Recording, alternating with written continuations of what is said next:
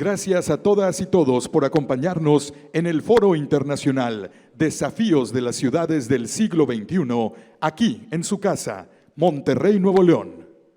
Para iniciar los paneles de expositores internacionales, me permito presentar la semblanza del primer moderador. Este panel lleva por nombre Visión y Gobernanza Estratégica de la Ciudad y será moderado por José Antonio Torre Medina. José Antonio Torre es director del Centro para el Futuro de las Ciudades del Tecnológico de Monterrey, desde donde se impulsa la investigación y la innovación interdisciplinaria sobre los retos urbanos y el diseño, implementación y difusión de mejores maneras de planear, gestionar e impulsar el rol de la ciudad como plataforma sostenible y justa de desarrollo. Es miembro del Consejo Nuevo León para la Planeación Estratégica. Tuvo una trayectoria en el gobierno federal del 2008 al 2013 en las posiciones de coordinador de asesores de ProMéxico, coordinador de asesores del secretario de Economía y fue subsecretario de Competitividad y Normatividad en la misma secretaría. Previo a su participación en el gobierno federal, fue empresario en los sectores metalmecánico y de distribución. José Antonio Torre es ingeniero industrial y de sistemas por el TEC de Monterrey y tiene una maestría por la Universidad de Harvard. Damos las gracias a José Antonio Torres Medina, quien será el moderador de este primer panel, Visión y Gobernanza Estratégica de la Ciudad. Bienvenido.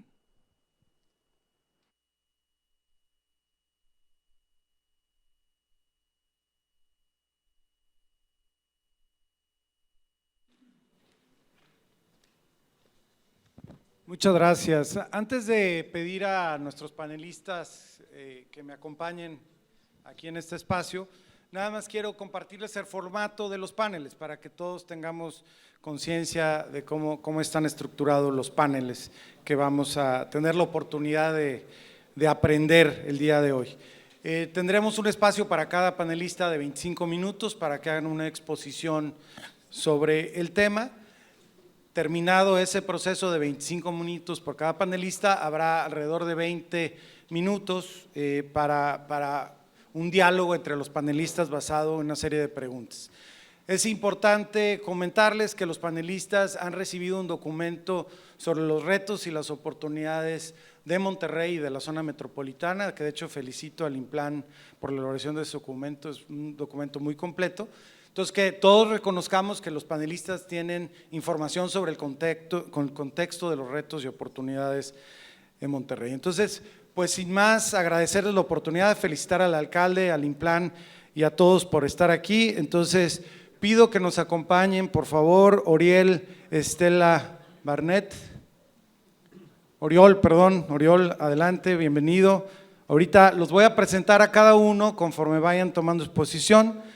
Margarita Caseido Velázquez, Margarita, perdón por tu apellido, y Mar Rodríguez, adelante por favor, bienvenidas, encantado de tenerlos por aquí. Hola Margarita. Bienvenida Margarita, bienvenida. Oriol. Margarita, tú vas a presentar primero, ¿estás bien? ¿Dónde va? Estás perfecto.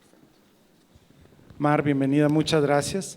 Entonces, bueno, ya les compartí el formato. Voy a presentar a cada uno al principio de su participación para que tengamos más presente la semblanza de cada una y de cada uno conforme vamos avanzando.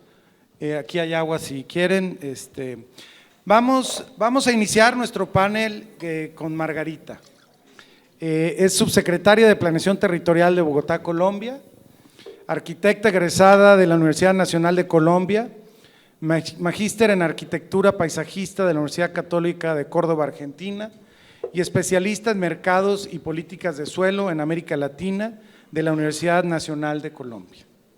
Experta en actividades conexas de asesoramiento en el campo de planificación urbana e instrumentos de gestión territorial, arquitectura del paisaje, diseño urbano, arquitectura y medio ambiente.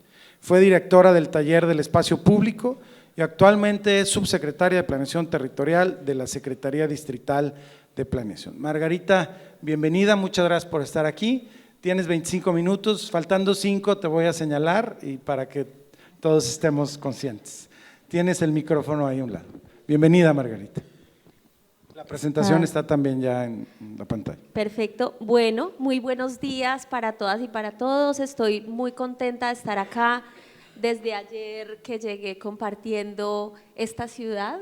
Gracias al alcalde o presidente, le dicen, no sé, Luis, precisamente por hacernos sentir en su casa. Creo que compartimos, como él lo ha dicho en su presentación, una cantidad de retos que no son muy comunes y yo creo que aquí cuando les vaya a ir presentando lo que ha pasado en Bogotá, les va a suceder que van a encontrar ciertas relaciones con los procesos de lo que se está viviendo aquí en Monterrey. Yo vengo a presentarles, me pidieron que de todo el plan de ordenamiento territorial, que es el instrumento que manejo desde la Secretaría, haga un zoom sobre el tema de la proximidad y el cuidado, y eso es un poco lo que voy a tratar de hacer, pero no puedo olvidar un par de dimensiones más que tiene el plan que me parece súper pertinentes en este momento presentar precisamente para el caso de Monterrey. Ay, mil gracias, sí. Quisiera contarles cuáles son los desafíos a los que nos enfrentamos en la modificación, en la formulación de nuestro plan de ordenamiento territorial, que vuelvo y digo, son más o menos los mismos que compartimos en América Latina, es decir, y creo que en muchas ciudades también de Iberoamérica. Y voy a centrarme, aunque me pidieron el énfasis en el cuidado por las personas, que es un poco una de las dimensiones que nosotros trabajamos, no voy a olvidarme del cuidado por el planeta y del cuidado por la democracia, que son como 3 pilares fundamentales que tenemos en nuestro plan de ordenamiento territorial. Los desafíos son los mismos, tenemos un desafío ambiental que nos es común, no podemos olvidarnos de nuestra problemática y nuestra necesidad de adaptarnos al cambio climático urgente, pertinente, necesaria. Tenemos también en Bogotá un reto con la región, que sé que ustedes también lo tienen, y es esta necesaria conciliación de acuerdos entre los actores municipales y los actores regionales que nos hacen poner sobre la mesa unos temas puntuales sobre los cuales necesitamos conversar. El plan de ordenamiento tiene limitaciones porque somos una autonomía administrativa, cada municipio tiene la posibilidad de ordenar su territorio, pero es necesario que nos pongamos a conversar con el resto de los municipios. El desafío económico tampoco nos es ajeno, acabamos todos de vivir lo que fue una pandemia y eso pues es un hecho demasiado notorio para no tenerlo presente en el ordenamiento territorial. Esa reflexión nos llegó al tiempo, entonces tuvimos la posibilidad de pensarnos entonces cómo es una ciudad que nos presenta unos desafíos precisamente de la proximidad, pero también unos desafíos de cómo salimos del hoyo, cómo salimos de la dificultad económica en la que nos sume un fenómeno como la pandemia. Y no está desligado de eso tampoco un desafío a la solidaridad. Ayer veíamos y charlábamos con Pedro, que es la persona que ha estado como un ángel de la guarda acompañándome en este recorrido, y yo pensaba, tenemos los mismos problemas de desigualdades y de segregaciones en nuestras ciudades, compartimos que hay unas zonas mejor servidas al interior de los municipios y unas periferias un poco más relegadas, y eso nos enfrenta a un reto de la solidaridad que ya más adelante voy a mostrar cómo se desarrolla en el plan de ordenamiento territorial. Y por último, un desafío, digamos, a la identidad en una ciudad, en Bogotá, que es una ciudad de 8 millones de habitantes, un monstruo gigante, cómo logramos que la gente la sienta suya, la sienta propia, la sienta cercana. Es parte de los desafíos que nos enfrentamos en este plan de ordenamiento territorial. Esta es una imagen que me llegó de esos memes que le llegan a uno, pero me pareció tan linda y tan diciente. Consumir casero y local es también un acto político. Creo que aquí planteo, digamos, una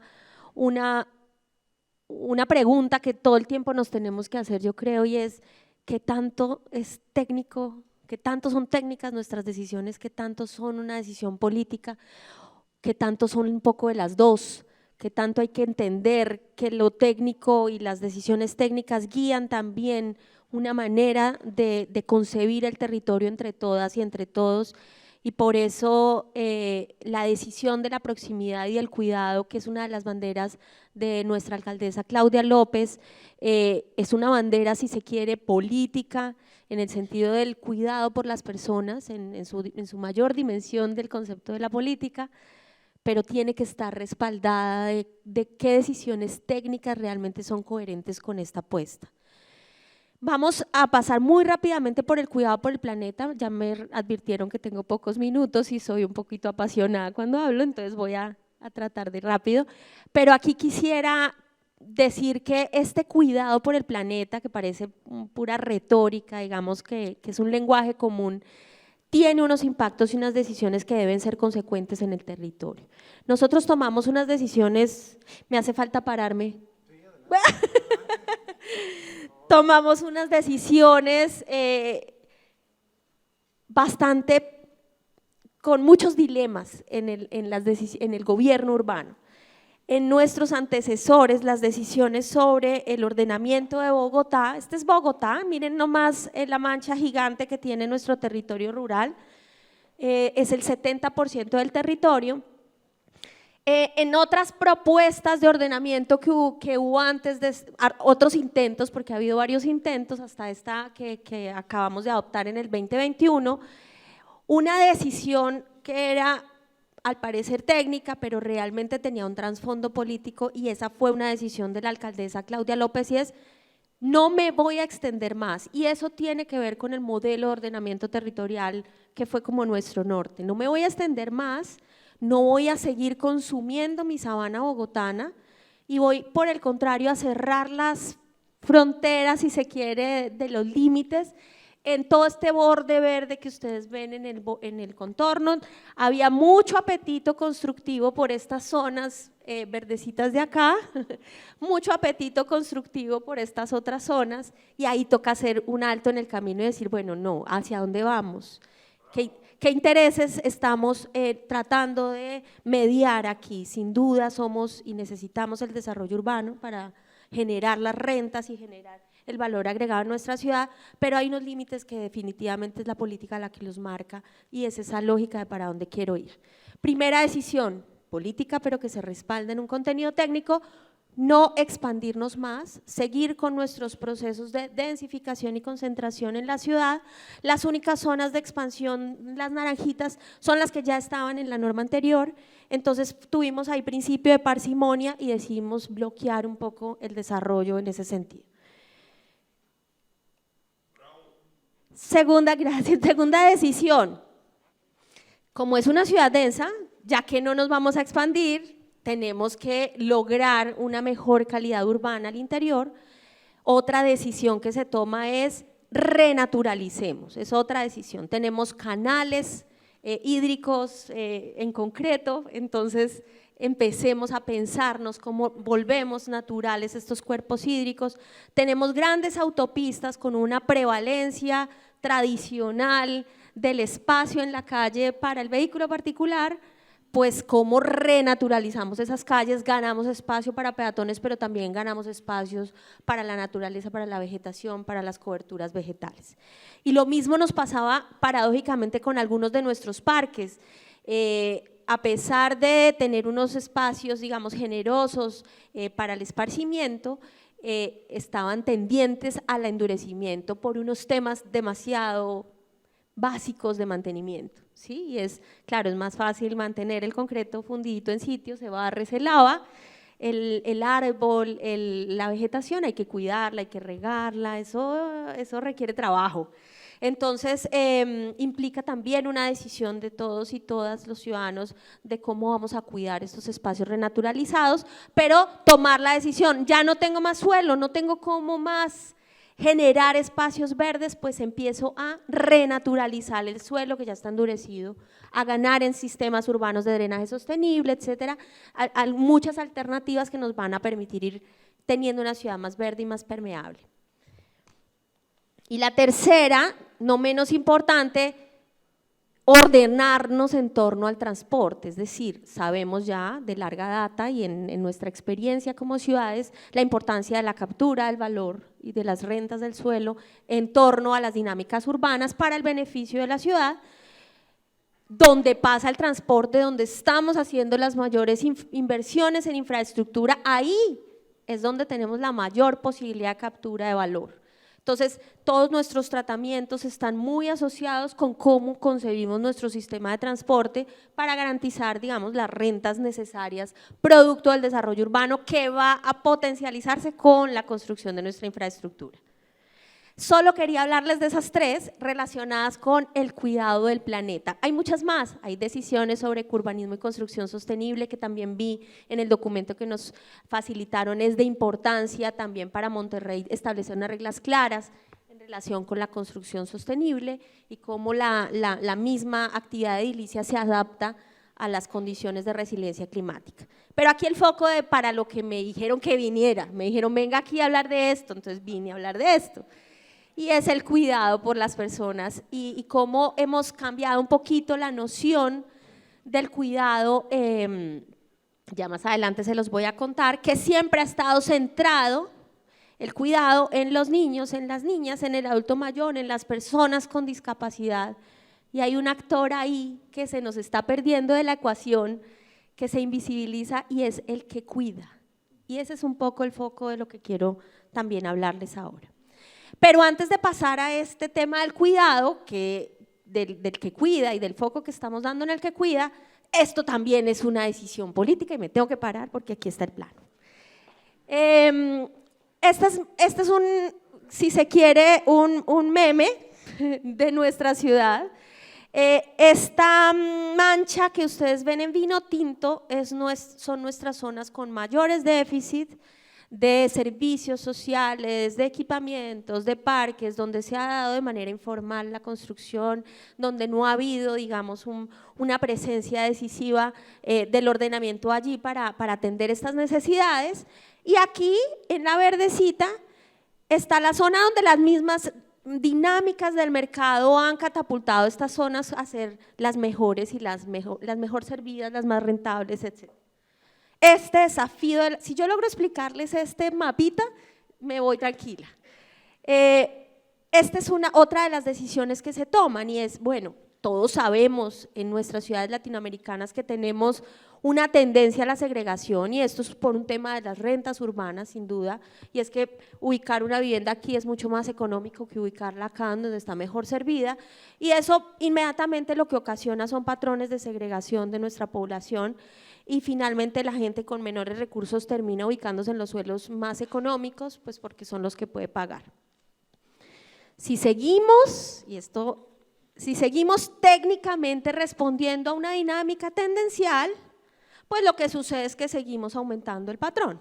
Aquí la decisión política vuelve a ser importante y es, bueno, ¿y qué vamos a hacer con esto que nos está pasando? Acá se toma la decisión, ustedes saben que nosotros tenemos, todas nuestras ciudades ya han ido migrando a ese esquema y es el esquema de las rentas, de yo para que usted de una casita que tiene un piso, para que tenga 10 pisos le doy la norma, pero usted a cambio me deja unas obligaciones urbanísticas en sitio, o bueno, me las paga, nosotros tenemos un mecanismo bastante amplio de posibilidades para recibir las rentas de esas obligaciones urbanísticas. Lo que estaba pasando es que como los desarrollos se están concentrando acá, quedan las cargas acá, quedan los parques, las vías, los equipamientos acá. Era una lógica básica de redistribución y en nuestra norma nos quedó, usted me paga una parte aquí en el suelo, en sitio, en su proyecto, pero el resto me lo paga acá. En lo que tiene que ver con espacio público, con vías, con equipamientos, en unos proyectos que yo misma le voy a identificar y le voy a decir, métalo acá. Eso es un poco la primera lógica de la redistribución que estamos pensando.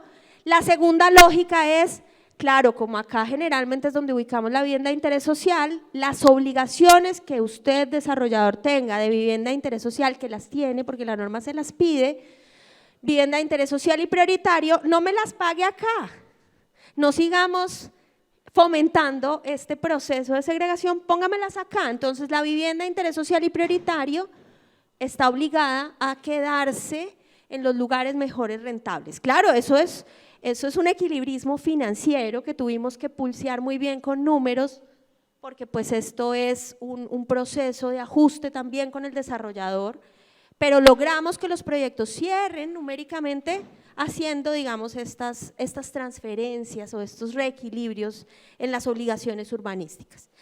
Primera decisión para empezar a mitigar a mitigar esta segregación tendencial que hemos tenido en Bogotá. Y por eso, en las decisiones de nuestras normas de ordenamiento, definimos 4 áreas, ¿sí? Las áreas que son receptoras de soportes, estas que ustedes ven como en verdecito aceituna, son las áreas que recibirán los soportes urbanos producto tanto de las obligaciones urbanísticas como del accionar público, es decir, aquí deberíamos congregar desde lo público nuestras decisiones y nuestras acciones. Y también en estas áreas que son más naranjitas, son las áreas en torno a los corredores de alta capacidad, en torno a las zonas de mayor confluencia vehicular, donde vamos a tener nosotros también apuestas desde lo público, porque vamos a llevar infraestructura, obras, etcétera. Vamos a permitirle una mayor mezcla de usos para fomentar que allí, digamos, haya dinámicas económicas que permitan reactivar estas ubicaciones más periféricas. Y adicionalmente acá, ya en el centro, en la ciudad mejor servida, pues las obligaciones son de ser generadoras de soportes, que son estas verdecitas Navidad, y ser receptoras de vivienda de interés social y prioritario, es decir, aquellas zonas que hemos considerado que pueden ser de renovación urbana y que van a recibir esta vivienda de interés social y prioritario en las zonas mejor conectadas. Espero haber sido clara en la explicación, porque este es un poco el foco de las decisiones. Ahora sí,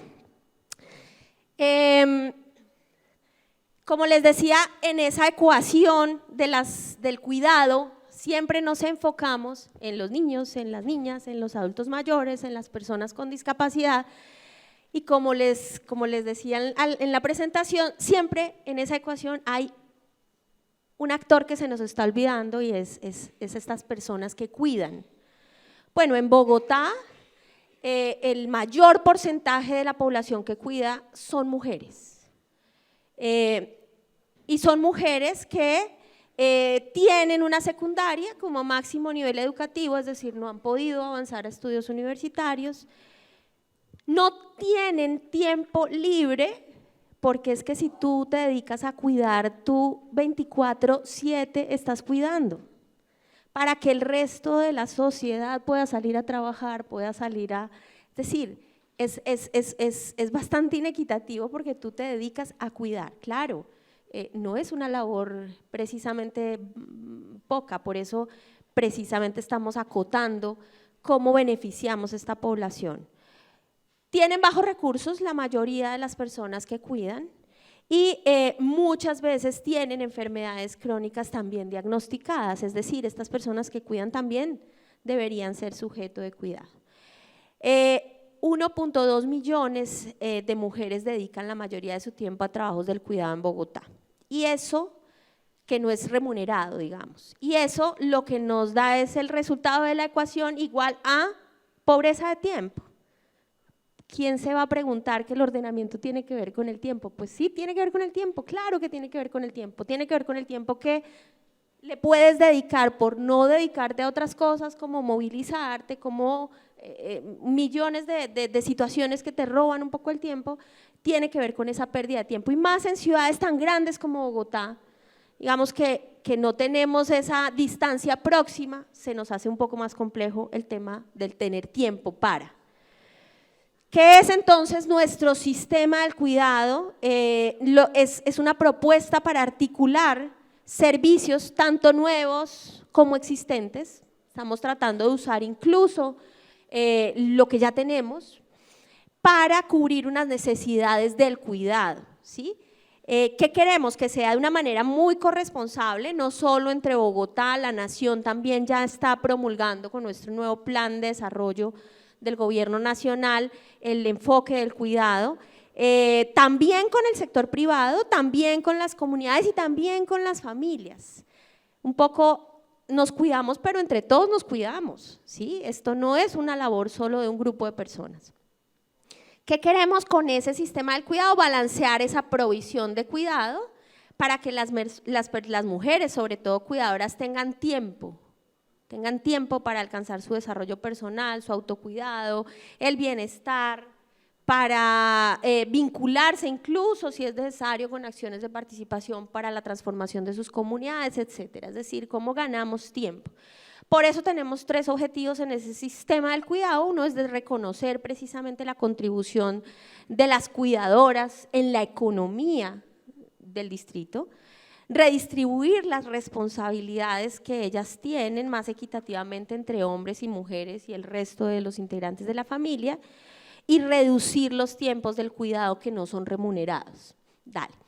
Entonces, nos enfocamos en personas cuidadoras, a estas personas cuidadoras les damos educación, bienestar, les propiciamos la generación de ingresos y nos enfocamos también en las personas que son las que cuidamos, las niñas, los niños, las personas adultas, y tenemos una escuela de formación para toda la familia, para hombres, para mujeres. Esto lo traje y quisiera aquí hacer como un énfasis.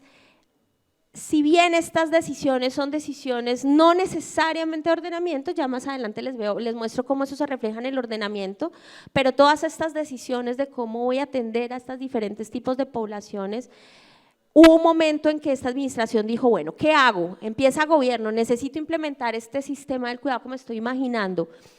Tengo 2 opciones, las que todos los que estamos acá tenemos. O me dedico a formular una política pública, que pues es un documento muy robusto, muy académico, muy interesante, o la implemento.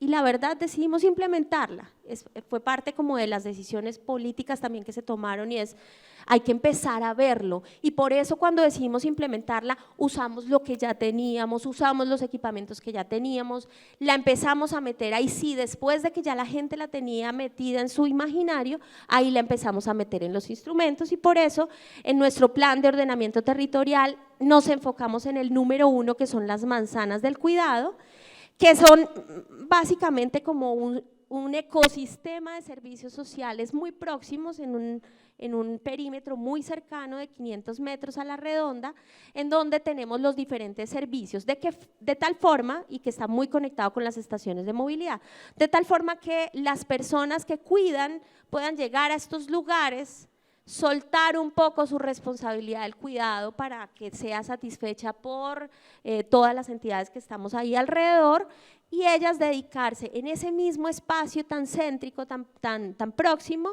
a sus labores, tanto de bienestar como de respiro, como de capacitación, etcétera, en ese mismo entorno. Eso ha cambiado un poquito el chip de las personas porque ya saben que pueden llegar ahí a un lugar seguro, ser atendidas ellas, y mientras todos los otros les ayudamos a cuidar a los que ellas cuidan. Esto requiere una transformación urbana. Decidimos ubicar 45 manzanas de cuidado en el plan de ordenamiento territorial repartidas en todo el territorio.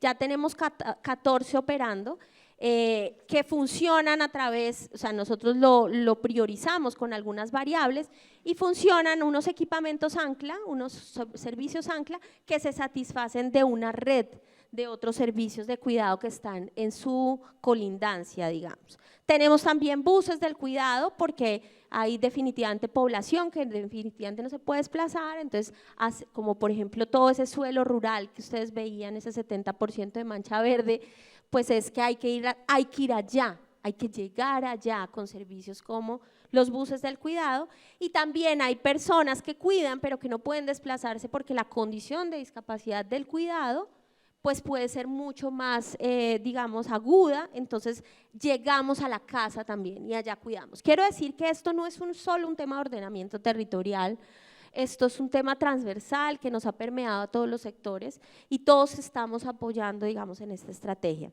También tenemos escuelas de transformación cultural porque estamos convencidos que a cuidar también se aprende. Nos venían enseñando que solo las mamás son capaces de cambiar un pañal, de dar la comida, y sobre todo nuestras locaciones latinas, se vuelve un poco más hondo esta brecha por cierta lógica machista que toda tenemos, pero esto de a cuidar se aprende ha venido calando también para que seamos y tengamos escuelas de transformación de todos los miembros del hogar que pueden también apoyar el cuidado. Tenemos generación de ingresos, tenemos programas como Las Mujeres que Reverdecen, que nos ayudan a sembrar, a cuidar, a manejar y a mantener nuestras coberturas vegetales. Y ya por último, el cuidado de la democracia tiene que ver con cómo Bogotá, realmente que es una ciudad tan gigante, yo aquí solo una anécdota para terminar, yo nací en Bogotá, pero después me fui a vivir a una ciudad que se llama Manizales, ahí estudié en mi universidad, es una ciudad de 400.000 habitantes, entonces cuando llego a Manizales todo lo puedo recorrer caminando, me voy a la universidad, me voy al restaurante caminando, si mucho cojo un transporte colectivo que se demora no más de 20 minutos en llegar a mi destino y llego a Bogotá y esto es un monstruo de 8 millones de habitantes, es decir, no sé cuántas Manizales adentro, y ahí entiendo la dimensión del diseño de la proximidad. Tiene mucho que ver con estas ciudades grandes que se han ido aglomerando, como le pasa un poco a Monterrey con sus regiones metropolitanas, y empezamos a perder la conexión porque se nos vuelve extensa, se nos vuelve difícil de domesticar. Y aquí es importante entonces volver a esa escala local, volver a planear con las comunidades desde lo local, y en eso es que estamos planeando estas ciudades de 15 y 30 minutos, que son divisiones que hicimos en el territorio para que tuvieran una densidad poblacional parecida, para que estuvieran relacionadas geográficamente, para que la gente las reconociera como sus espacios próximos. Las dividimos en unos territorios locales, y esos territorios locales, que son un poco el trabajo que ya estamos cosechando desde que adoptamos el Plan de Ordenamiento Territorial en el 2021, hemos venido fortaleciendo el trabajo de la escala local con las comunidades para ya no planearnos esa ciudad de 8 millones, sino esa Bogotá dentro de Bogotá de 400.000 habitantes, 300.000 habitantes, un poco más domesticable para ese monstruo que es Bogotá. Y ahí adquirió sentido para mí esta planeación de la escala de la proximidad, cuando hice el símil de, claro, es como si estuviera en Manizales, estoy planeando una ciudad de una escala más pequeña y estoy conversando con mi vecino de qué es lo que queremos en ese territorio particular. Las otras decisiones de ciudad, las líneas de metro, todo esto anterior que les estoy diciendo quedaron ya formuladas en el Plan de Ordenamiento Territorial de esa escala general, y ahora estamos formulando estas unidades de planeamiento local en conjunto con la gente. Eso es parte de la ganancia de esta última parte del proceso. Muchísimas gracias, Margarita, la verdad extraordinaria.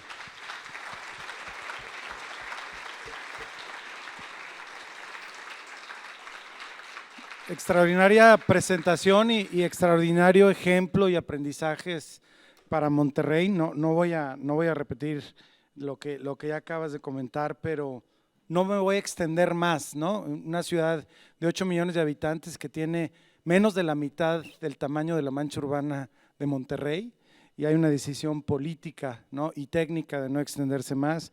La renaturalización de la ciudad como pues una estrategia integral, y toda este reto de la segregación que se atiende de manera directa, el tema de la pobreza del tiempo, ¿no?, como un elemento fundamental que probablemente no lo tenemos tan claro y que hay que atenderlo como lo están haciendo.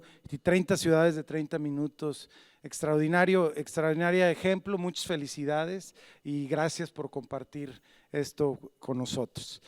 Pues muchas gracias. Y pasamos con Mar Rodríguez Beltrán, déjenme presentarla. Mar es coordinadora técnica de Ebrópolis. Ebrópolis es una entidad responsable, es la entidad responsable de la planeación estratégica urbana y territorial del ámbito metropolitano de Zaragoza y de su observatorio urbano. Licenciada en Antropología Social y Cultural y en Geografía e Historia. Diplomada de Estudios Avanzados en Sociología, con doctorado en Ciudad, Cultura y Desarrollo, y educadora social.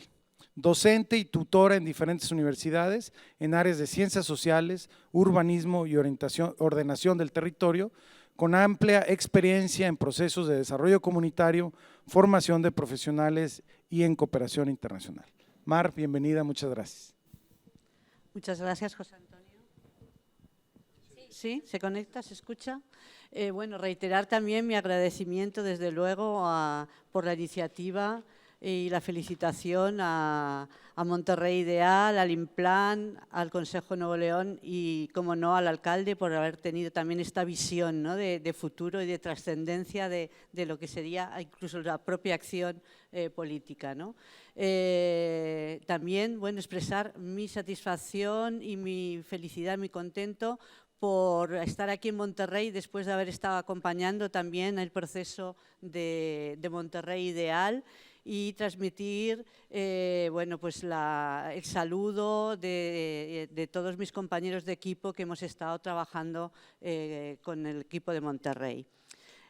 Bueno, pues a mí me han encargado el trabajar un poquito y el expresar nuestra experiencia, la experiencia de Zaragoza, una ciudad muy diferente, mucho más pequeñita que mis compañeros de mesa, sobre los aspectos de gobernanza y de evaluación de la ciudad. La evaluación también como una expresión y un método de gobernanza, ¿no?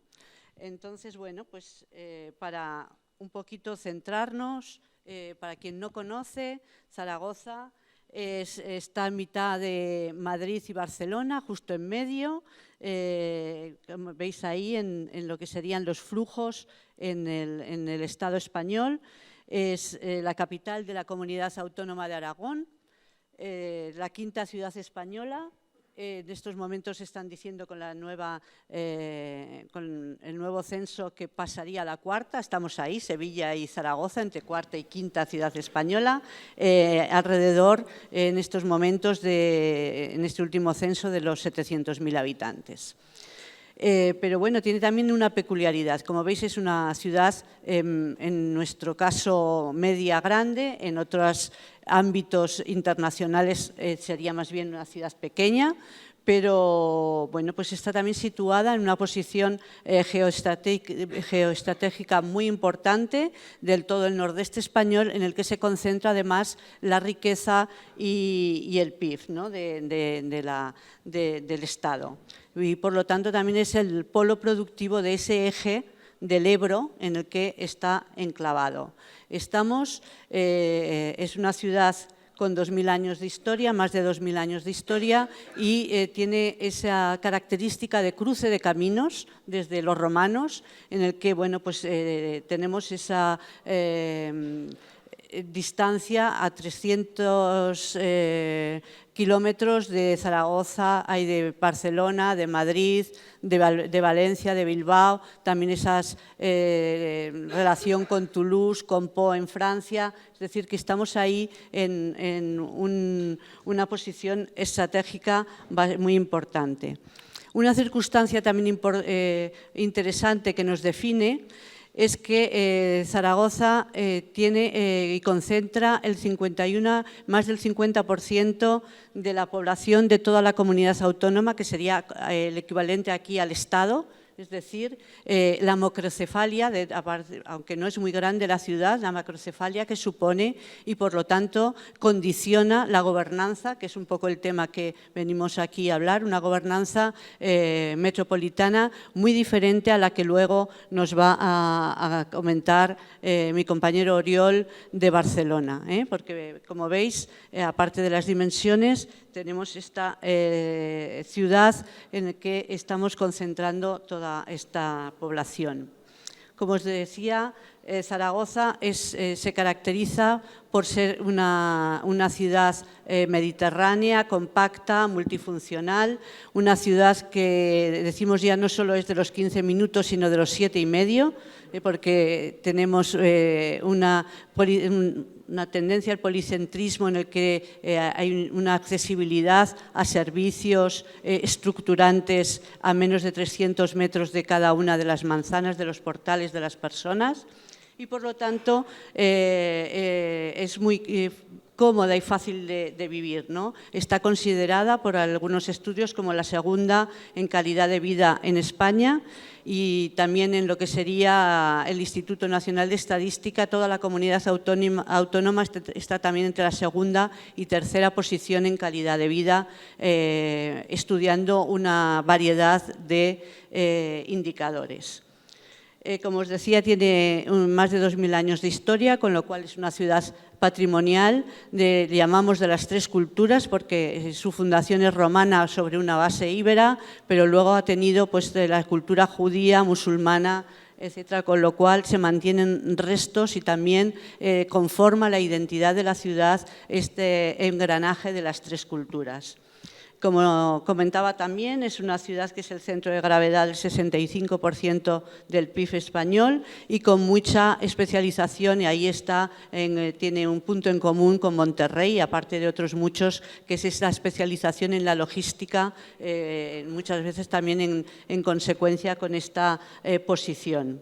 Los sectores prioritarios sería el de industria, con esta especialización también en logística, el agroalimentario, ya que tenemos una huerta y una transformación de productos agroalimentarios, la biotecnología, y con sectores emergentes ya muy importantes en el ámbito de la innovación, de las energías renovables, en las que se es líder, y de las tecnologías de la comunicación.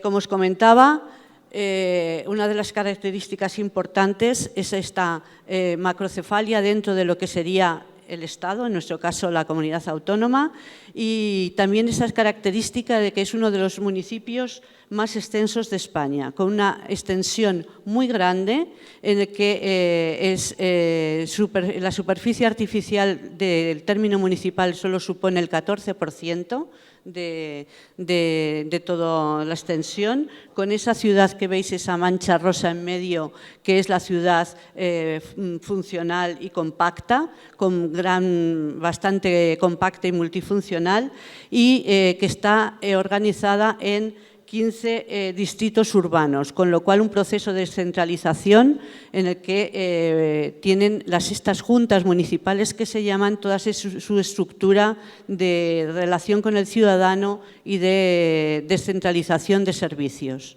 Y además tenemos, y ahí aumenta la complejidad, 14 barrios rurales, que son pues estos puntos más amarillentos que veis en este territorio tan extenso, que son pues esta dispersión de antiguas poblaciones o municipios pequeñitos, muy pequeñitos, con este carácter muy rural, y de todo esto dentro del municipio.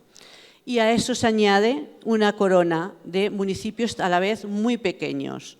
Si tenemos en cuenta la unidad administrativa después de lo que es la comunidad autónoma, que es la provincia, Zaragoza tiene como el 79% de la población de esta provincia, con lo cual veis que la realidad metropolitana es también muy diferente, ¿no? Y este es uno de nuestros retos de gobernanza metropolitana, el trabajo en ese policentrismo, en el de pasar. Anecdóticamente comentar que en los años 80 del pasado siglo hubo una obra sociológica, una publicación que se titulaba Zaragoza contra Aragón. Entonces, pues este es uno de nuestros objetivos, ¿no? Que no sea Zaragoza contra Aragón, sino Zaragoza motor de desarrollo de Aragón y también de su área metropolitana. En este sentido, este objetivo ya nos lo planteamos hace alrededor de 30 años, un poquito más desde que se empezó a dilucidar y a pensar, y Zaragoza ya tiene 30 años de experiencia en planificación estratégica urbana. Y desde el primer momento, con un enfoque, voy a decir metropolitano, pero entended qué características de metrópoli, ¿no? Sino con un enfoque de apertura a una ciudad real en la que donde se desarrolla la vida de todos estos ciudadanos que vienen diariamente a trabajar a Zaragoza y que vienen a los servicios como pueden ser los hospitales, al comercio, etcétera, ¿no? Todos estos flujos en el que son pequeños municipios que tenemos que ir articulando. El enfoque ya desde el principio de esta planificación estratégica es el contar desde la metrópolis a estos flujos de una geometría variable en la que no delimitamos una serie de municipios concretos, sino que según los servicios, según las necesidades, según el tipo de flujo se contempla una delimitación u otra. Como veis, en la diapositiva hemos desarrollado 4 estrategias de ciudad, en el 1998, en 2006, en 2011 y la última, Estrategia Zaragoza más 20, que sería la que está ahora vigente en 2019, con esta visión de a 20 años y siempre en un proceso circular de ir pensando siempre hacia esos 20 años. En este caso nos ha salido un hijo, que es este otro recuadro que veis, que es el plan de acción de la Agenda Urbana de Zaragoza, en la que lo que se hace es concretar este marco estratégico que es para toda el área metropolitana, el municipio de Zaragoza, por el Ayuntamiento de Zaragoza, vinculado a la Agenda Urbana Española y a la Agenda Urbana y a la Agenda 2030. Otro ejemplo también de gobernanza que quiero resaltar. Es decir, cómo la articulación de como decía el alcalde al principio, de lo local con lo global. Y por lo tanto también este plan de acción del municipio como palanca de cumplimiento de la agenda, en este caso de la política española urbana, europea e internacional. Por lo tanto, la estrategia urbana la concebimos como ese modelo de ciudad, como esa visión de hacia dónde queremos ir. Les comentaba también a los compañeros del seminario el tipo de personas que queremos ser, el tipo de ciudad que queremos tener, pero también como instrumento de gobernanza, ¿no? Como articulación de todos estos aspectos que estábamos hablando, de esta complejidad urbana que os he explicado.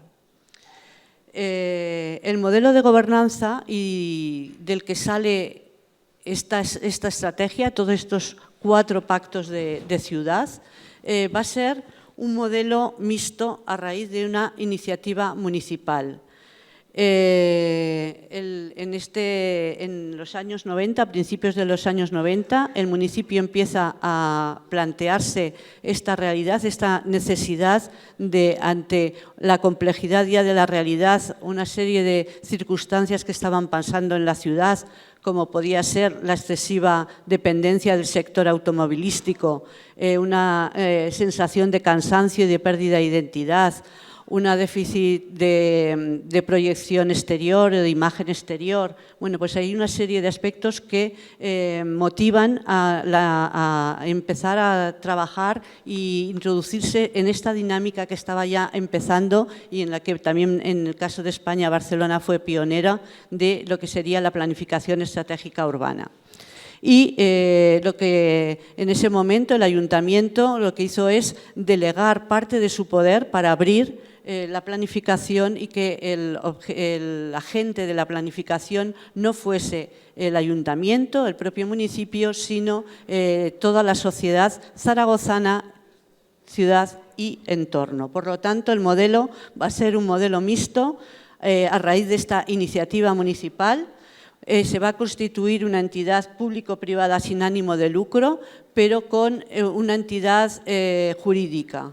No solo es un consejo de participación, sino que conforma una entidad jurídica y en el que el liderazgo va a ser compartido. Ese es uno de los pasos importantes, ¿no? Y una decisión importante. No es el alcalde el líder, el liderazgo va a ser compartido, aunque va a mantenerse esa preponderancia del ayuntamiento, de la cabeza del ayuntamiento en esta entidad.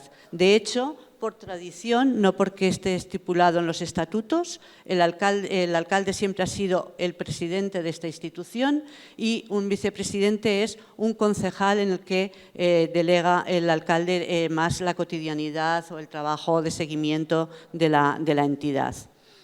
El ámbito territorial, ya he comentado, es de metropolitano y de geometría variable. ¿Cómo se constituye esta entidad? Bueno, pues hay 13 socios fundadores que representan a toda la sociedad zaragozana y no solo de la ciudad, sino de todo este ámbito regional. Está constituido por las 3 administraciones, es decir, hay esa articulación y esa gobernanza multinivel, es el Gobierno del Estado, el Gobierno de Aragón, la Diputación Provincial, que es la entidad de la provincia, y el Ayuntamiento de Zaragoza. Las 3 administraciones se ponen de acuerdo y tienen que articular su planificación. Estaría también las organizaciones empresariales, tanto de la Confederación de Empresarios de Aragón como de la Confederación de Pequeña y Mediana Empresa y la Cámara de Comercio e Industria. Estarían los 2 grandes sindicatos de clase, Comisiones Obreras y UGT, estarían las 2 bancas sociales, que en este caso ha evolucionado en estos momentos a sus fundaciones sociales, y también un elemento muy importante estaría la Academia, la Universidad de Zaragoza, que es la universidad pública de la región, y también como determinante las 2 federaciones de asociaciones de vecinos con una trayectoria de movimiento vecinal muy estructurante de lo que sería la participación en la ciudad. Estos son los 13 miembros fundadores que siguen manteniendo el liderazgo de la gestión y de la evolución de la entidad. Pero a partir de esta fundación se amplía la asociación hasta en estos momentos más de 200 socios en el que están representados, como hemos dicho, estas administraciones públicas, ayuntamientos de los municipios del entorno, son socios también de la entidad, por lo tanto, ese enfoque metropolitano no es solo que la ciudad de Zaragoza organiza o cómo se relaciona, sino que los municipios del entorno, los ayuntamientos, forman parte también de esta planificación. Multitud de agentes económicos y sociales, colegios profesionales, fundaciones, empresas, entidades financieras y fundaciones y colectivos sin ánimo de lucro. La entidad que se funda es Ebrópolis, porque, bueno, como ya he comentado, el río Ebro es el que articula también y somos ahí ese nodo y, bueno, pues es la Asociación para el Desarrollo Estratégico de Zaragoza y su entorno, que se constituye como este laboratorio de ideas, como este espacio también de lobby, de encuentro, de intercambio y de potenciación de proyectos y de desarrollos. Sus principios de actuación, pues unos principios que confluyen con nuestro enfoque y el enfoque también de CIDEU de planificación estratégica y pensamiento estratégico urbano.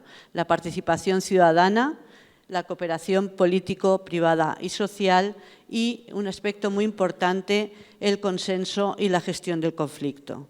En la estructura que tenemos en Ebrópolis, hay el órgano superior es la asamblea, no se vota. Ahí se van construyendo ya los consensos y se van gestionando los conflictos, porque además todos sabemos que el conflicto también es el motor de cambio, pero como tenemos que ir renunciando a alguna serie de aspectos y potenciando lo que nos une para poder llegar a ese modelo de ciudad y esa visión de ciudad que hemos definido. Entonces ahí, bueno, pues juega un papel muy importante esta entidad, porque si comparamos el debate que puede haber en el ayuntamiento, en el pleno municipal, que muchas veces es bronco o que tiene muchos condicionamientos políticos, cómo cambia totalmente cuando se hace en el seno de Ebrópolis, en el que estamos construyendo y colaborando para un proyecto común. Entonces, creo que es un aspecto importante. Luego, en nuestra estructura hay un consejo rector en el que están representados todos los miembros fundadores, pero a la vez representantes de tres representantes de 3 municipios y también de representantes elegidos del sector empresarial, además de los que estarían conformados como socios fundadores. Y una comisión ejecutiva en la que pues se lleva un poco la cotidianidad. Y una oficina técnica de la que formo parte y que coordino técnicamente. Bueno, pues este es este modelo de gobernanza en el que un poquito hemos estado colaborando con Monterrey, además que tiene cierta similitud con el Consejo de Nuevo León, ¿no? Ahí, bueno, pues nos hemos encontrado con un enfoque muy similar. Esta nueva gobernanza tiene un enfoque integrado, ¿no? Como os decía, todo este aspecto multiescalar, de integración territorial y de policentrismo y de desarrollo de este territorio, con esta gobernanza multinivel. Para nosotros es muy importante el trabajo y la coordinación conjunta de todos los niveles de gobierno, es vital para poder llegar a los objetivos que nos hemos marcado como visión y modelo hacia donde queremos llegar. Pero también todo lo que sería la ciudad hacia adentro, todo lo que es esa gobernanza de los distritos, de cada uno de los barrios y en lo que sería ya más evaluación, valoración y, como decía también la compañera, bueno, pues el llegar a las necesidades de cuidados de todo el territorio, de lo más pequeñito, incluso el llegar a manzana, portal, etcétera, ¿no? 5. Uy, qué rápido. Bien, todo lo que sería, y no voy a remarcar más porque ya lo he explicado, todo este aspecto de multiactores, es decir, cómo tenemos a todo esta cuádruple hélice, y también multisectorial, es decir, este enfoque holístico de todos los sectores. Bueno, yo creo que no voy a abundar para que podamos ver un poquito más el aspecto de evaluación de lo que es el observatorio, el remarcar el papel de una entidad y de una oficina de estrategia que pueden tener las ciudades, como este poder relacionador y gestor relacional, este papel de impulsar el plan estratégico o la estrategia que se tiene en cada uno de los territorios, de incubación de proyectos, y ese yo creo que es muy importante. Ponemos en contacto y luego los proyectos van ya teniendo su desarrollo, sus protagonistas, de articular y visualizar lo complejo, de la dinamización inteligente, de potenciar el conocimiento y la perspectiva, la evaluación y el seguimiento, y también la gestión emocional de la ciudad. Y remarcar que en esta gobernanza metropolitana un aspecto muy importante que tenemos es el foro de alcaldes, en el que trabajamos con todos los municipios del entorno en esa articulación de temas comunes de trabajo, intereses, pero también de aspectos concretos como puede ser el transporte del área metropolitana con la integración tarifaria, con la intermodalidad de transportes, la gestión de residuos, la depuración, etcétera, ¿no? Ahí es un aspecto bastante importante. Ya muy rápidamente, contar que un aspecto fundamental de esta gobernanza es la propia evaluación. Para ello contamos con un observatorio urbano en el que llevamos esta aproximación y esta contribución a esta evaluación como proceso circular, desde lo que sería el diagnóstico a lo que es la retroalimentación con la evaluación para conocer una nueva realidad y, por lo tanto, una nueva planificación. La evaluación como producto, pero también como proceso, y remarcar que la potencia de ampliar la participación también en esto, en la evaluación, la multitud de actores en la evaluación. Un observatorio urbano, por lo tanto, para realizar diagnósticos y para tener un sistema de evaluación. Quiero también contaros que yo creo que es interesante el que tenemos un grupo de trabajo de este observatorio en el que están representados todos los miembros fundadores, sus grupos de estudio, para que la valoración sea a partir de ese consenso, o sea, cómo la subjetividad compartida forma una objetividad y entonces, bueno, pues hay un consenso que lo que se valora en este observatorio es lo que se tiene en cuenta para saber cómo estamos, ¿no?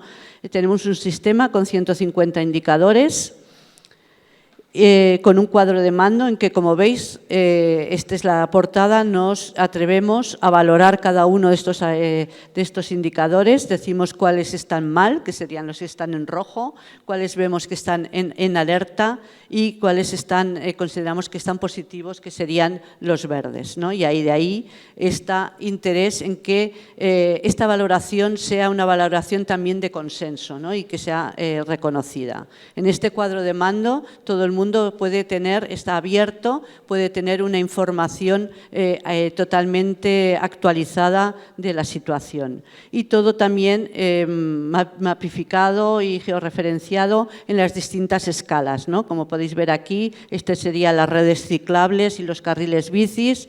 En este caso estamos bajando a escala de sección censal con el nivel de renta por sección censal y ahí veis las diferencias de renta que puede haber en la ciudad. Aquí estamos viendo la tasa de envejecimiento a nivel de manzana, entonces estamos viendo cómo en nivel de manzana podemos ver cuál es el envejecimiento de la ciudad, la antigüedad de viviendas a nivel de portal. Entonces, bueno, pues un poquito lo que quería transmitiros es cómo podemos, a través de toda esta información en distintas escalas, el poder aproximarnos a lo que es la realidad de Zaragoza, pero también de su entorno metropolitano, como estamos viendo aquí, y, por tanto, poder tomar decisiones que nos ayuden para esta gobernanza. Y, bueno, pues muchas gracias.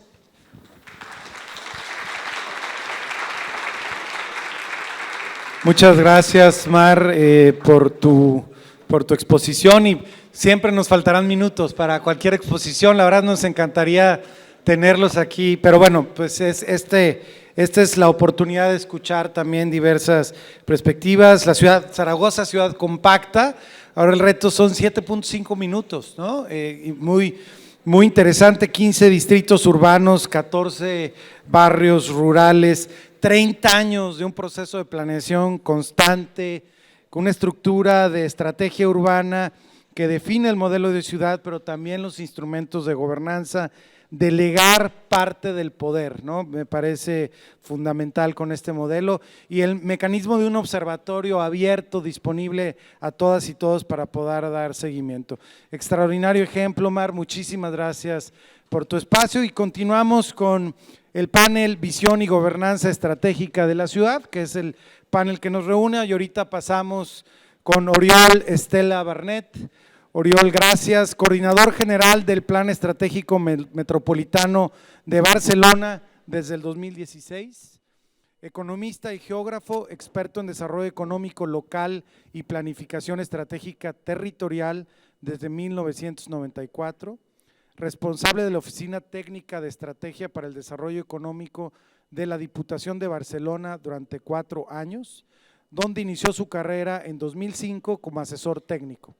Ha trabajado desde el sector privado como consultor en la puesta en marcha y coordinación de procesos de concertación para el desarrollo económico local, la formación para agentes de desarrollo local y el diseño y gestión de proyectos. Bienvenido, Oriol, muchas gracias. Adelante.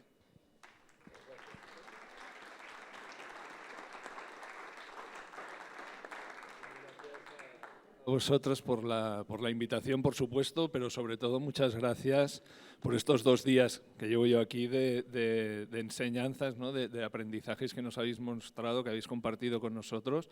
Ha sido como una inmersión, ¿no? Un máster en Monterrey, ¿no? que hemos realizado, y realmente el trabajo que se está haciendo, ¿no? Con la visión con la que se está haciendo, con el apoyo, digamos, del conocimiento, que esto es fundamental y algo que muchas veces olvidamos, ¿no? La necesidad de tomar decisiones informadas tenemos ahora, digamos, para tomar, ¿no?, el relevo de Marco, lo que contaba, ¿no?, de los indicadores, del análisis, del conocimiento del territorio, pues vemos que todo esto se está trabajando aquí en un esfuerzo monumental. Yo preguntaba cuándo tienen tiempo para dormir, porque están con muchos planes a la vez, trabajando, avanzando en ello. Por lo tanto, nosotros les animamos, y yo lo que he venido a hacer fundamentalmente aquí es a compartir pues, las lecciones que hemos aprendido en estos años que llevamos en Barcelona trabajando desde la perspectiva metropolitana, porque yo creo que es, bueno, que es de lo que se aprende, ¿no?, de lo que hemos hecho creemos bien y de lo que hemos hecho creemos mal, ¿no? Y yo lo que voy a plantear, no voy a hablar tanto del plan estratégico último que hemos elaborado, que es el Compromiso Metropolitano 2030, que se presentó el pasado mes de diciembre, como, digamos, esto, ¿no?, de las lecciones.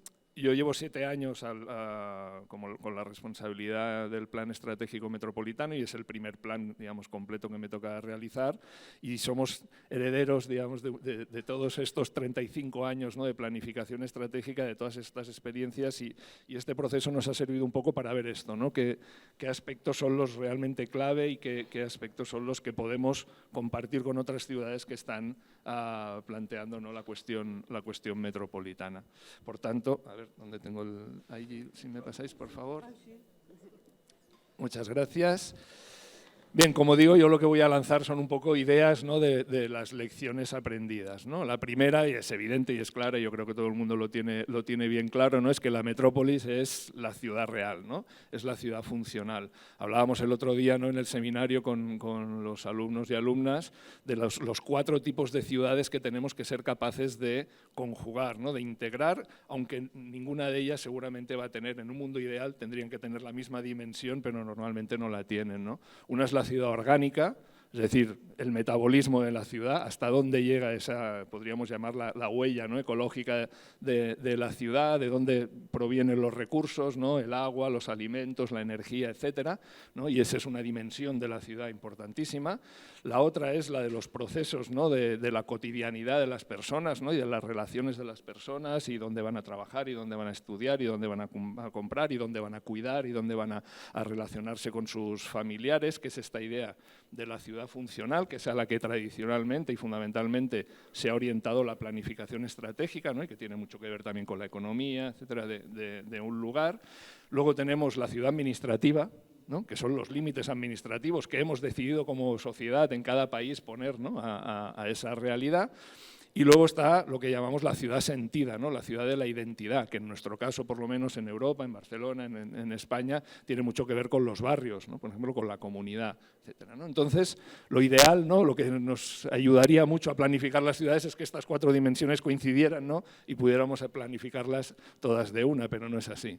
No es así, y normalmente pues las diferencias son grandes. Entonces, nosotros, yo en mi caso, ¿no?, me pusieron a dirigir algo que se llama Plan Estratégico Metropolitano, y nos preguntamos qué es la metrópoli, ¿no? Y para nosotros la metrópoli pues es esta segunda idea de ciudad que decíamos, de ciudad funcional, pero que fundamentalmente se topa pues con esto que vemos aquí, ¿no?, con estas líneas blancas. Para nosotros la ciudad real, la ciudad funcional, es una ciudad de 5 millones de personas, y así hemos querido llamar en el nuevo plan estratégico, ¿no?, la ciudad de los 5 millones. Barcelona es para nosotros la ciudad de los 5 millones, pero resulta que dentro de esta ciudad de 5 millones, y en este caso particular, hay 199 municipios, algunos que tienen menos de 500 habitantes, por ejemplo, 199 municipios, y muchas otras divisiones administrativas que no les voy a entretener, porque en nuestro país somos especialistas en ir tirando líneas administrativas una encima de la otra, superponiéndolas, ¿no?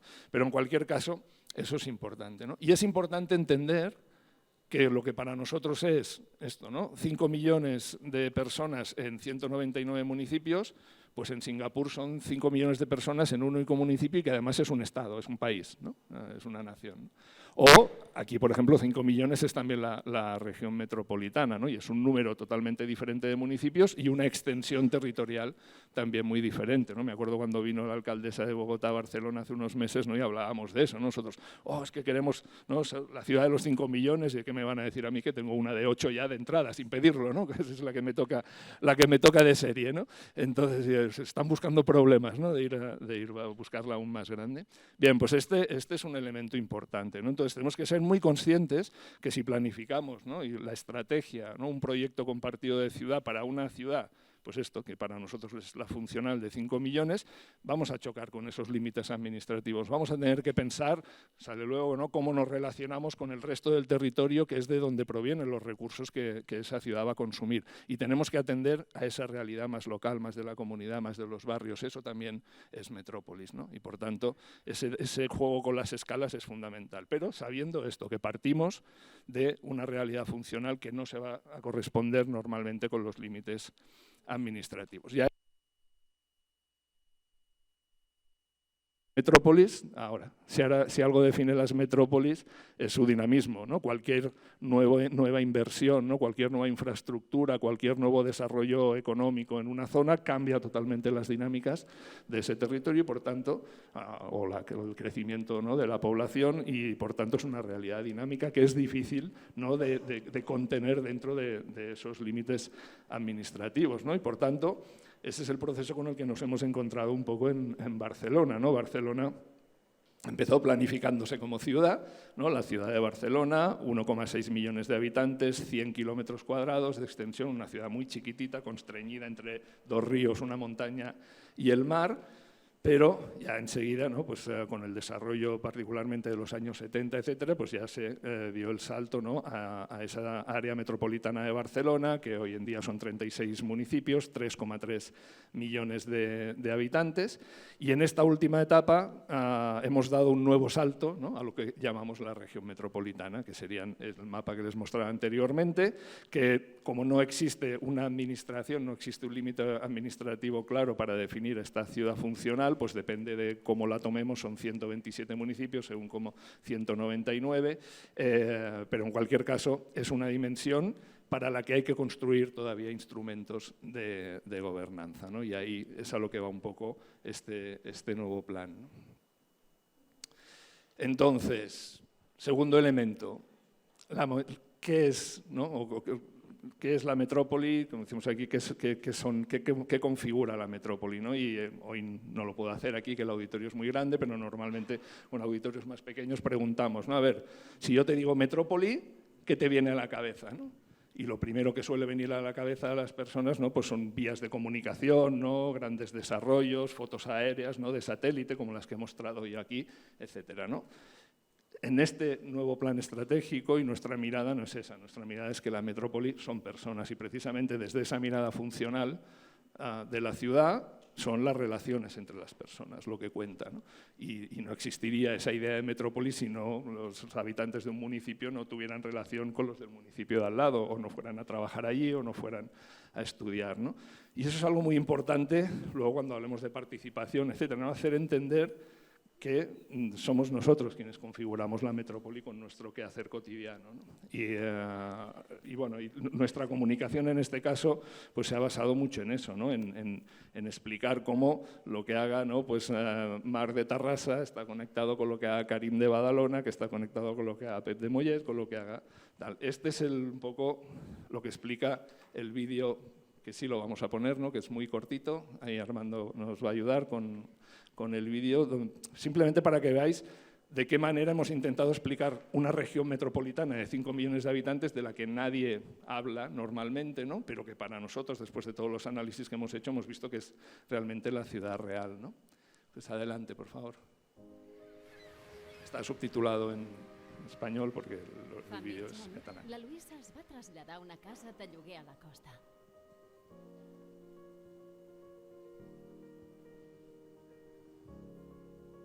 La seva parella, la Núria, treballa a una associació que acaba de guanyar un premi per un programa de prevenció de l'abandonament escolar. Allà hi va conèixer el Joan.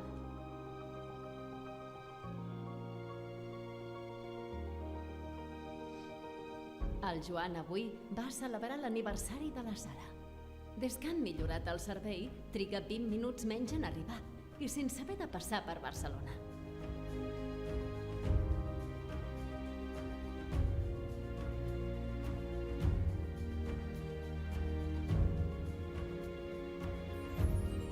L'empresa on treballa la Sara ha firmat un acord amb un prestigiós centre de recerca gràcies a les seves gestions i l'han ascendit.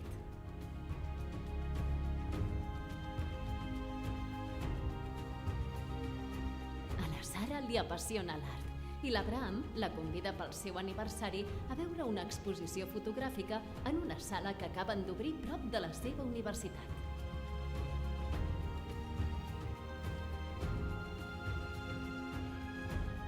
La cantina del campus rep productes del mercat municipal a diari. Avui, al menú, destaquen carbassons de proximitat. Els carbassons que dina l'Abraham són els que conrea en Ramon, seguint la tradició familiar a la seva finca del Parc Agrari.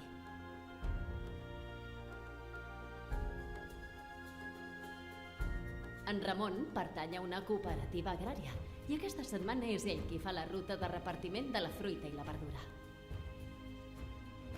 Cada vespre, la Luisa passeja per la platja amb el seu net Noel i reflexiona sobre les relacions quotidianes entre persones que fan que tot funcioni.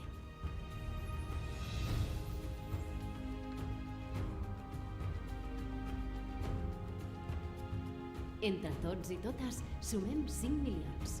Som la ciutat dels 5 milions.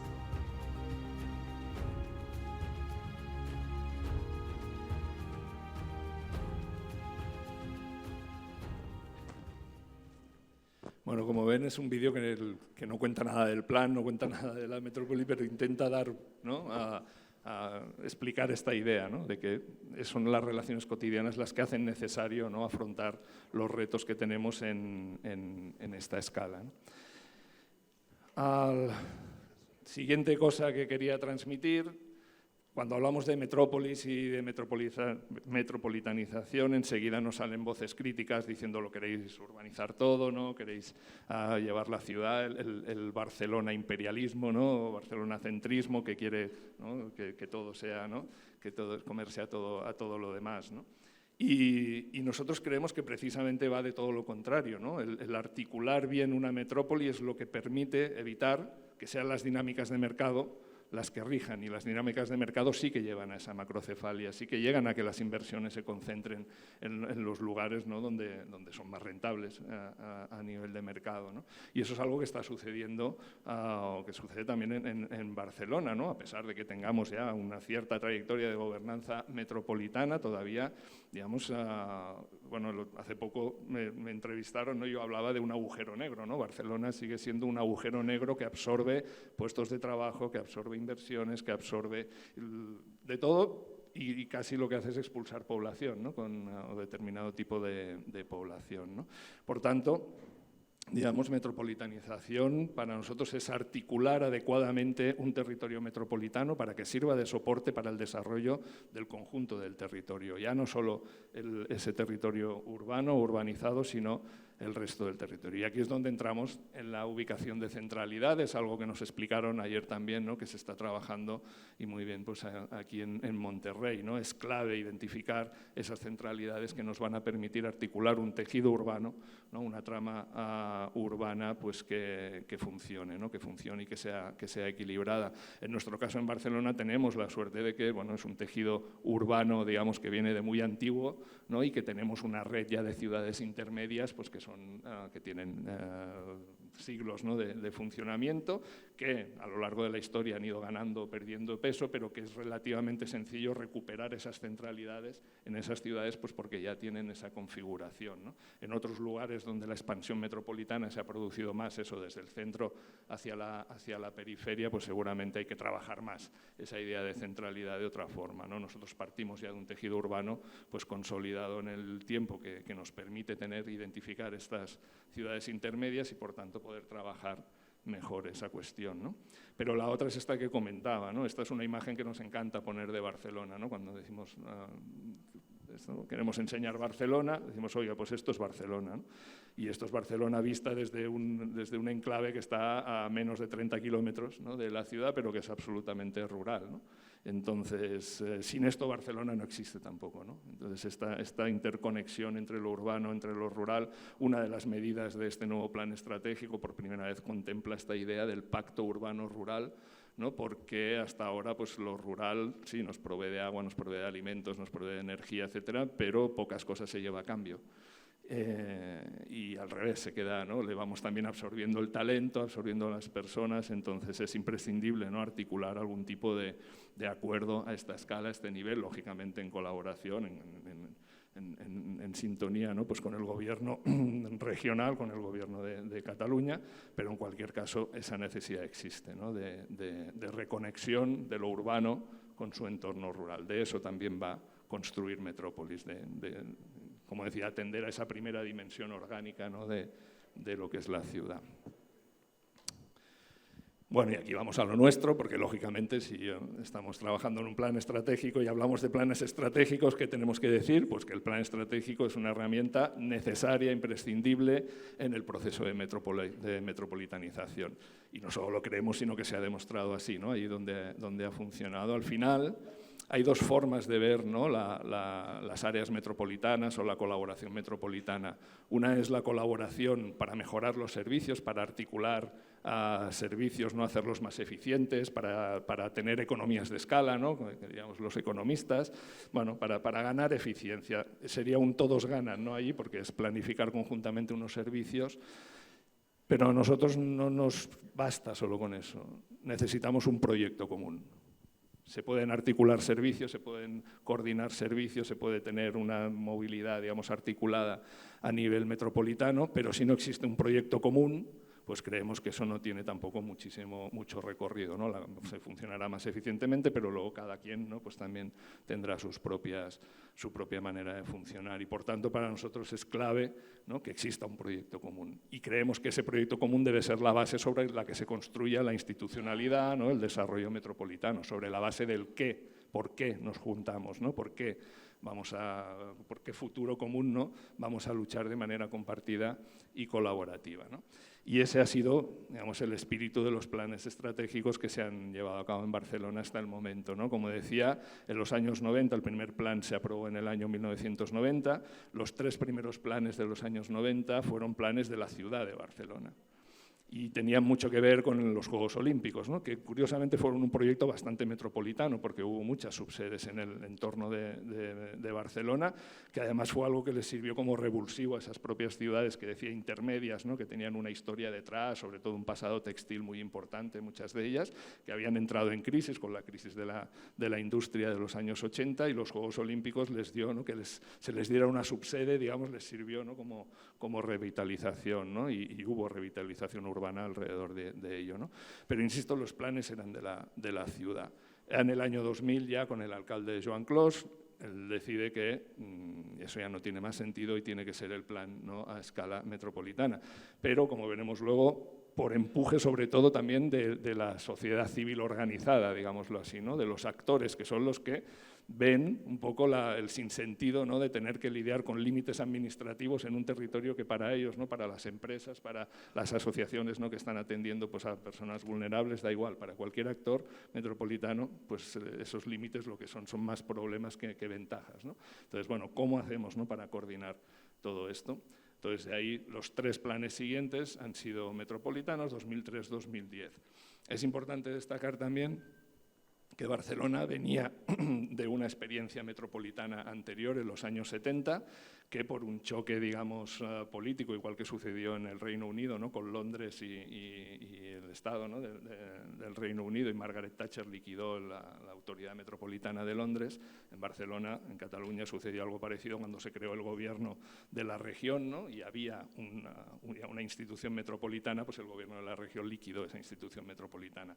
Tardamos 30 años en recuperarla, más de 20 años en recuperarla. El año 2010, ¿no? Se creó otra vez el área metropolitana de Barcelona como institución, pero no fue menor, digamos, la influencia que tuvo, pues que durante los 10 años anteriores ya se había estado pensando esa estrategia a nivel metropolitano, ¿no? Y como ven, en el año 2003 se aprueba el primer plan estratégico metropolitano, y el año 2010, coincidiendo con la puesta en marcha del área metropolitana, pues ya el segundo. Pero eso no es suficiente, como veremos después también, y ahora hemos dado un nuevo salto, y en 2022 hemos dado este salto de ese área metropolitana, ¿no? De pensar ese área metropolitana ya no como la ciudad de 36 municipios, 3,3 millones de habitantes, sino como la de 150 y 5 millones de habitantes, ¿no? Otra cuestión importante, ¿no? La metropolitanización, como la planificación estratégica, pongo esta anotación porque es algo de lo que estuvimos hablando también antes de ayer en el seminario, ¿no? La necesidad de partir de unos principios compartidos, ¿no? que den sentido, ¿no? Y que articulen, que ayuden a articular esa metropolitanización, ¿no? Y en nuestro caso, y este sí que es algo que hemos trabajado más en profundidad en este nuevo plan estratégico, ¿no? Porque estamos hablando ya otra vez de un entorno metropolitano sin institucionalidad, sin un nivel de gobierno determinado. Hemos puesto las bases, los principios sobre los cuales trabajar ese nuevo desplazamiento, digamos, de la mirada metropolitana, del área metropolitana a la región metropolitana. La primera, que parece de perogrullo, ¿no? La visión metropolitana. Es decir, la visión metropolitana significa que no adoptamos la visión individual de cada municipio y lo que le interesa o no de la metrópoli, sino que ya de inicio, ¿no? Tomamos la visión de conjunto y en particular la visión de Barcelona, ciudad, que es la que siempre influye más, ¿no? Se han hecho algunos de estos planes metropolitanos y otros en ámbitos sectoriales, siempre se ha dicho, lo hacemos de Barcelona con visión metropolitana, ¿no? Y normalmente esto significaba, Barcelona tiene un problema, vamos a ver cómo lo solucionamos, ¿no? Con el entorno metropolitano, ¿no? Sea, pues, no sé, desplazar turistas o sea, no sé, cualquier cosa, ¿no? O poner un equipamiento que no interesa, ¿no? Aquí queremos cambiar esa mirada, por supuesto, y lo que queremos es que realmente la visión metropolitana sea compartida. En el vídeo, al final, hablamos de la ciudad de los 5 millones y decimos Barcelona es la ciudad de los 5 millones, Sabadell es la ciudad de los 5 millones, Viladecans es la ciudad de los 5 millones, porque al final estamos hablando de la misma ciudad, da igual el nombre que le pongamos, ¿no? Se suele poner el de la ciudad más importante, más grande, pero bueno, nosotros intentamos ahí evitarlo precisamente para evitar ese rechazo, ¿no? Pero sobre todo, luego en la práctica, que la visión sea realmente metropolitana, tomar esa visión que puse antes, ¿no? Desde el exterior, ¿no? Desde los límites de la metrópoli hacia el interior. La idea de gradualismo también es fundamental. Antes comentábamos el otro día, ¿no? De intentos que hay, ¿no? Y de retrocesos, pero esto es común, o sea, todos los procesos de metropolitanización son un poco como la canción, ¿no? 2 pasitos para adelante, 1 pasito para atrás. O sea, siempre hay cambios políticos, siempre hay una crisis, ¿no? Que hace que los municipios se replieguen en ellos mismos, siempre hay circunstancias, ¿no? Que hacen que esto, que está muy basado, digamos, en la generosidad, en el acuerdo, etcétera, pues se frene, cambie, etcétera, ¿no? Entonces, plantear un proceso gradual de construcción de gobernanza de abajo arriba, por ejemplo, que es lo que planteamos nosotros en este plan para la región metropolitana, pues es fundamental, ¿no? Lógicamente, eficiencia y estructura coherente, que en nuestro caso es básico porque no queremos hablar de solapar una nueva estructura, ¿no? A mí muchas veces me preguntan, ¿tendría que existir, ¿no? O el área metropolitana cambiar sus límites y tal? Y yo siempre digo, no me vengan con soluciones prusianas del siglo XIX, o sea, tendríamos que ser capaces de innovar más en las herramientas de gobernanza y que no todo sea crear nuevas instancias, nuevos niveles de gobierno y nuevas instituciones. Tenemos que ser capaces de eso, ¿no? Los datos, las tecnologías, etcétera, nos lo pueden permitir, ¿no? Y por tanto, ¿cómo articulamos una nueva gobernanza siendo eficientes en eso, ¿no? La gente no quiere ya más elecciones, ni más votos, ni más niveles de administración, lo que quiere es que resuelvan sus problemas, ¿no? La diversificación de instrumentos, por supuesto, el principio de compensación también. Si hablamos de políticas, es imprescindible entender que hay municipios que no tienen una base fiscal suficiente para solucionar los problemas, ¿no? Y que, por tanto, todo tiene que basarse en compensación y en reequilibrio, ¿no? En este sentido, y por tanto también esos mecanismos tienen que ir en esa línea y, por supuesto, la coordinación de todo aquello que ya existe. Nosotros nos hemos basado mucho en dar valor a aquellas instituciones, redes, organismos que ya existen, que están haciendo cosas y lo que les intentamos ayudar es eso, ¿no? A escalar, ¿no? A desarrollar sus proyectos, etcétera, a una escala superior para tener más impacto. Voy terminando, creo que me quedan 2 cosas. Esto que ya he hablado, la institucionalidad nunca es suficiente, insisto, por el dinamismo de las metrópolis, porque nunca vamos a alcanzar, digamos, a tenerlo todo constreñido en unos límites municipales. Y siempre digo, esto hace enfadar bastante a los que están fuera del área metropolitana, es decir, a los territorios metropolitanos que no están en la institución. Siempre les digo, más vale voluntad sin institución que institución sin voluntad. Pero claro, dices, sí, claro, pero lo decís los que tenéis la institución, ¿no? Dices, bueno, pues sí, seguramente es así, pero es que si no hay voluntad de colaboración ya puede haber la ley, la institución o lo que se quiera, ¿no? Entonces la institucionalidad nunca es suficiente y en nuestro caso, ya digo, no estamos planteando crear, ¿no? Una nueva un nuevo límite administrativo, una nueva administración de la región metropolitana, sino ver cómo articulamos de abajo arriba estos instrumentos, nuevos instrumentos de gobernanza. Y para eso nos hemos apoyado en esta idea de misiones, ¿no?, que ahora está muy de moda, por Mariana Mazzucato, ¿no?, la economista británica, ¿no?, que habla de las misiones, que para nosotros en este nuevo plan estratégico nos ha servido no solo para definir objetivos estratégicos compartidos en este territorio, sino también para definir fórmulas para generar esas nuevas capacidades, nueva agencia metropolitana, ¿no?, capacidad de actuación en esa escala metropolitana. Y eso significa establecer nuevas alianzas entre actores, incluso alianzas inesperadas, digamos, entre actores que nunca habían colaborado, que no se conocían o que a lo mejor eran de ámbitos distintos, ¿no?, ver cómo pueden contribuir en el trabajo común, generación de nuevos instrumentos, empezando por los datos, los indicadores en esta escala de región metropolitana que no teníamos, y nuevos procesos de trabajo, nuevos procesos de colaboración. De eso va este nuevo plan estratégico, no solo de eso, sino que además enfocándolo mucho en lo sustancial, ¿no?, en lo sustantivo, en las políticas concretas, ¿no? Entonces se han definido 8 misiones para 8 ámbitos con un objetivo estratégico muy específico, pero con todo este diseño de cómo vamos a ir construyendo gobernanza, pues para dar respuesta a los retos de la alimentación saludable, de la cohesión territorial, de la vivienda adecuada, etcétera, etcétera. No me entretengo aquí, porque, bueno, esto ya sería para casi otro día, ¿no?, entero, explicar cómo funciona todo esto, pero tienen toda la documentación. Y por último, creo que esta era la última, digo, la metropolitanización es demasiado importante y compleja como para dejarla solo en manos de los gobiernos. Es decir, si no hay la implicación de los actores, pues los gobiernos van a la dinámica de los gobiernos, que es defender sus límites, ¿no?, territoriales y a su electorado, ¿no? Lo estamos viendo ahora en las elecciones. Dentro de 2 semanas hay elecciones, ¿no?, a la alcaldía de Barcelona, bueno, y de toda España. Y el debate metropolitano apareció al principio porque nosotros insistíamos mucho, pero a medida que se acerca la elección ya nadie piensa en el tema metropolitano, todo el mundo piensa en el voto, ¿no?, de quién va a ir a votar, ¿no?, que es el ciudadano de su ciudad, ¿no? Y por tanto, por eso es tan importante, también ahí Mar lo ha explicado muy bien, el Plan Estratégico Metropolitano de Barcelona tiene exactamente la misma estructura que Európolis, ¿no? Es también una asociación público-privada de cooperación entre los principales actores. En nuestro caso, sí es verdad que hay un problema. Yo cuando entré hace 7 años a dirigir el plan estratégico me propuse hacer 3 cambios, ¿no?, 3 reformas. Una era en la territorial, ¿no?, en dar este salto a la región metropolitana, que era lo que creía que tenía sentido. La segunda era en la metodología, ¿no?, en la manera de entender qué era el plan estratégico, y bueno, va por esta línea de las misiones y cómo lo hemos trabajado, la participación, etcétera. Pero la tercera era reformar también la asociación y sus órganos de gobierno. ¿Por qué? Porque estos actores son exactamente los mismos que fundaron la asociación en el año 1988. Y hoy en día, digamos que las problemáticas, ¿no?, el papel de estos actores, lógicamente, siguen siendo muy importantes, pero hay otros que han surgido. Y, por ejemplo, aquí no tenemos, a diferencia de Zaragoza, no tenemos asociaciones vecinales o no tenemos el tejido más social ni el ambiental representado, ¿no? Yo creo que hoy en día ese es el reto que me queda, digamos, para hasta mientras dure yo aquí, no conseguir un poco la reforma de este espacio, ¿no? Pero luego, bueno, este trabajo con los diferentes actores, te comentaba antes, ¿no?, pues con las organizaciones ciudadanas, con los medios de comunicación, para nosotros son clave implicar a los medios de comunicación para hacer pedagogía metropolitana. Los primeros que tienen que entender de qué hablamos cuando hablamos de metrópolis son ellos. Bueno, los primeros son los políticos, que a veces tampoco lo entienden.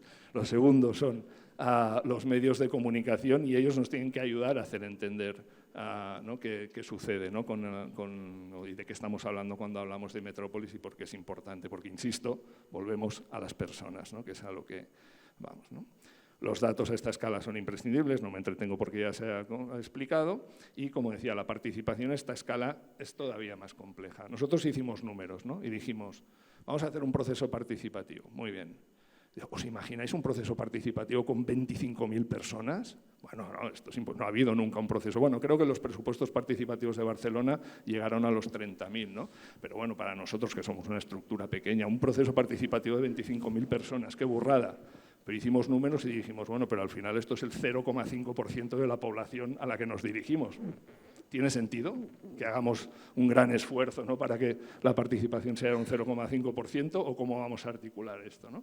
Entonces, tampoco me puedo entretener aquí en cómo lo hicimos, cómo hemos trabajado esa parte de la participación, pero sí decir que no nos preocupaba tanto la participación en el nivel deliberativo y de definición del plan, porque al final ya tenemos agendas 2000, o sea, los objetivos yo creo que los tenemos claros en general, y los objetivos cuantitativos en particular, lo siento, pero son cosas de técnicos, ¿no?, y del nivel técnico y del nivel experto.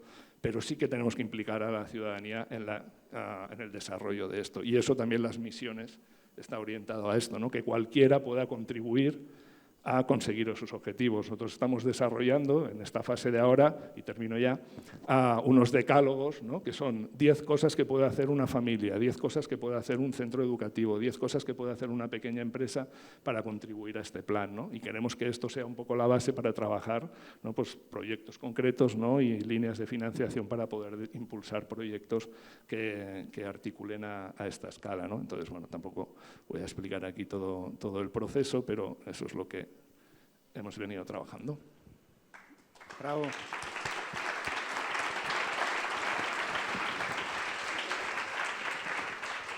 Pues Oriol, muchas gracias por compartirlo. 35 años de un proceso de planeación de una ciudad dinámica que ha ido también evolucionando en su proceso de planeación.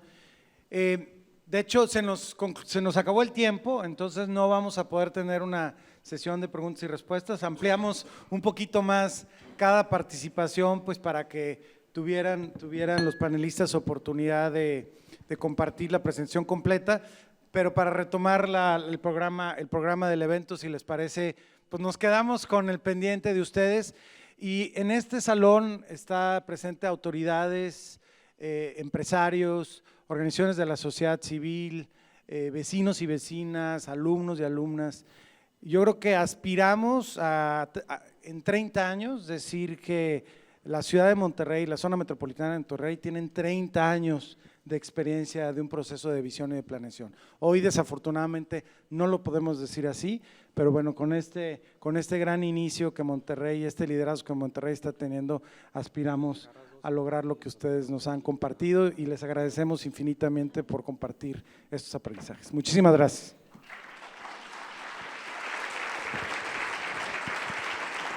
Agradecemos al maestro José Antonio Torre el haber moderado este interesante panel, y les pedimos que se mantengan a nuestros panelistas y al doctor José Antonio Torre en el escenario. Solicitamos, por favor, a la síndica Lucibeni Villarreal, síndica primero del ayuntamiento, que nos acompañe para hacer entrega de unos reconocimientos. Sí, por favor.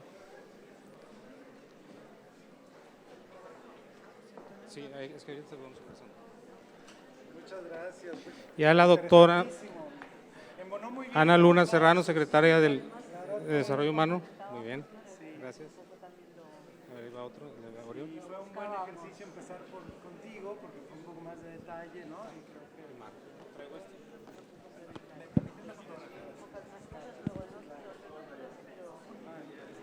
Por favor, pasar para que les hagan entregas de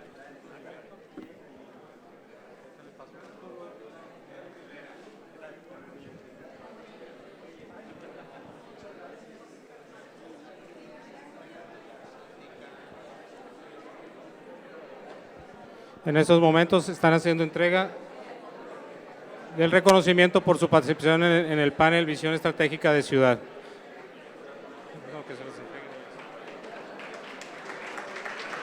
Muchas gracias.